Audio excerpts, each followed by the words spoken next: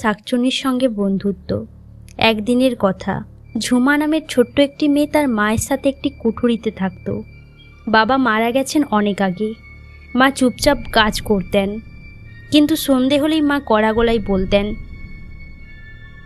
ঘরের বাইরে যাস না, বনে শাকচুন্নি থাকে।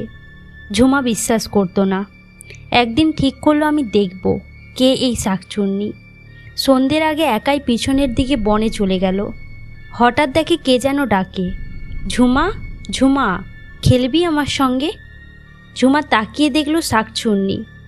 ঝুমা কাঁপা কাঁপা গলায় বলল, তুমি শাকচুন্নি? শাকচুন্নি বলল, হ্যাঁ, কিন্তু আমি খারাপ না। আমার শুধু বন্ধু নেই, সবাই পালায়, একা একা কষ্ট হয়। ঝুমা ভয় পেলেও সাহসে বলল, তুমি যদি কারো ক্ষতি না করো আমি তোমার বন্ধু হতে পারি। শাকচুন্নির চোখে জল চলে এলো। সে বলল, তাহলে চলো, আজ থেকে আমরা একসঙ্গে খেলি।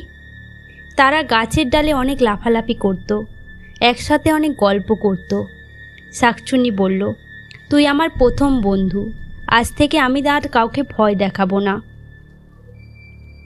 পরের দিন সকালে মা অবাক হয়ে দেখল ঝুমা হাসছে আর বলছে, মা, শাকচুন্নি খারাপ না, ও শুধু একা।